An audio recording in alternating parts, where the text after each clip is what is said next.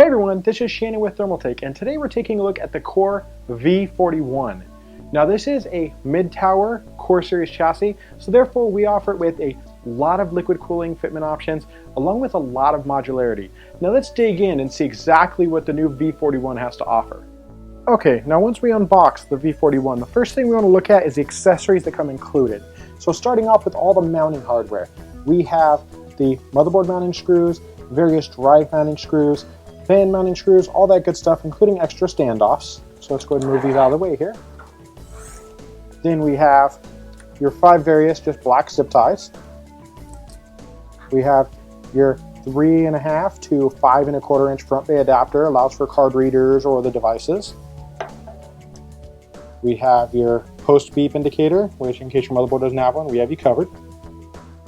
We have your 5.25 to 3.5 inch drive bay adapter, along with optional fan mount.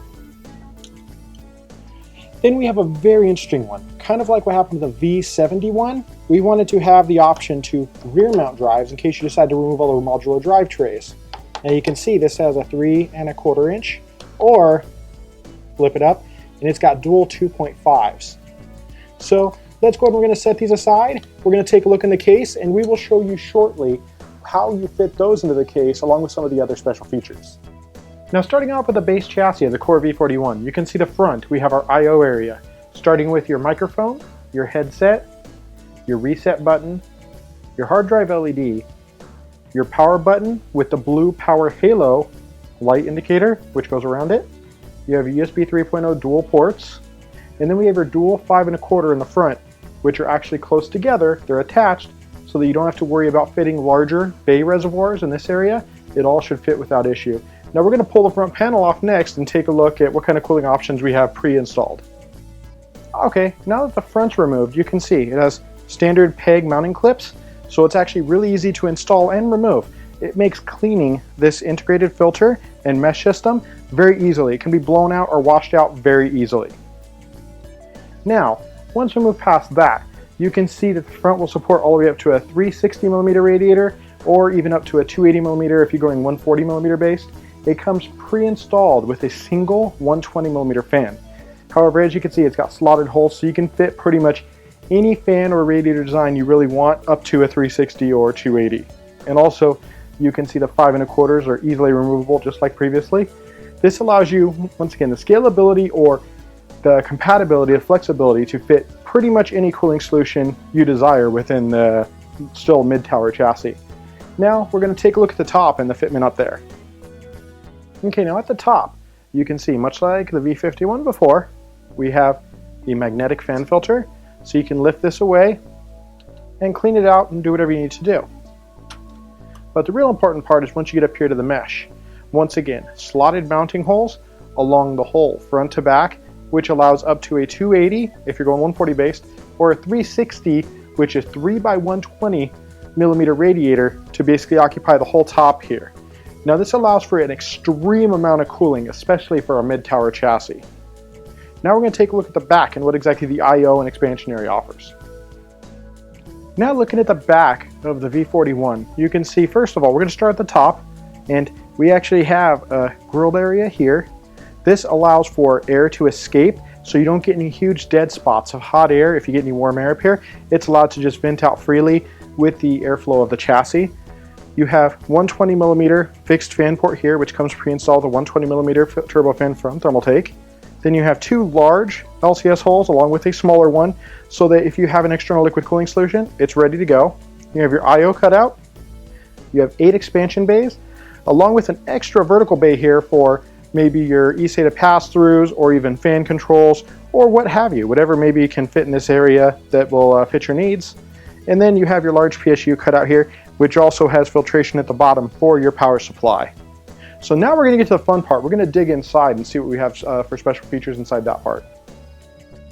Okay, now on this side you can see we have a very large open window. Allows you to show off your showcase, your showpiece build.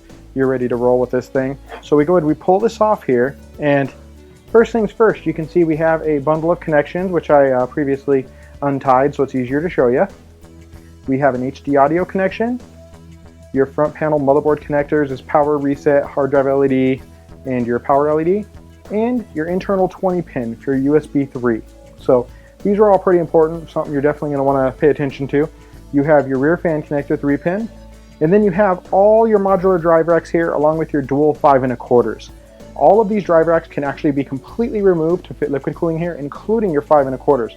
So this whole front can be occupied by a radiator, large tube cylinder reservoirs, pumps, what have you. Pretty much anything you can imagine you can build inside this chassis, or you can build it up with a bunch of hard drives if you needed a bunch of storage, maybe a server, or what have you. But either way, we've got you covered whichever way you decide to build it.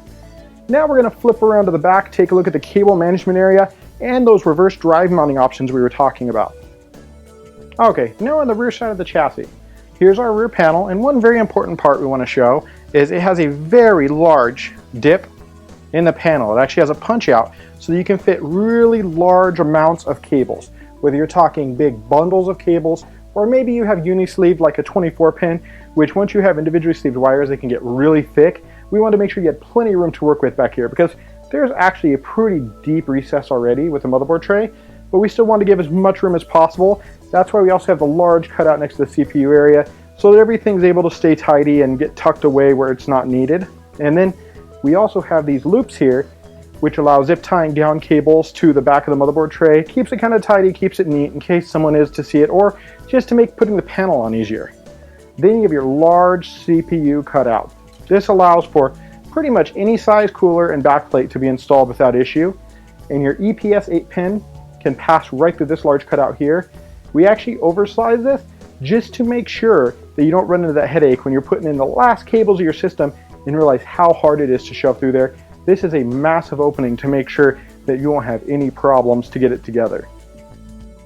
Okay, now to the alternative drive mounting.